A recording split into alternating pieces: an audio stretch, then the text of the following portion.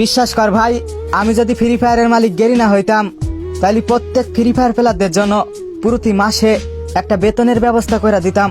কারণ আমি জানি এই ফ্রি ফায়ার গেম খেলা কতটা কষ্ট, রাত জেগে র্যাঙ্ক পুশ করা কত কষ্ট, সিএস র্যাঙ্কে একটা ভুইয়া নেওয়া কতটা কষ্ট। অর্থাৎ আমি ফ্রি ফায়ারের মালিক গেরিনার উদ্দেশ্যে একটা কথাই বলবো, ওই গেরিনা, আমাদের প্রত্যেক ফ্রি ফায়ার প্লেয়ারদের একটা বেতনের ব্যবস্থা করে দেওয়া হোক। কারণ আমরা ফ্রি ফায়ার প্লেয়াররা রাতের রাত নেই, দিনের দিন নেই, কষ্ট করে এই ফ্রি ফায়ার গেমটা খেলি।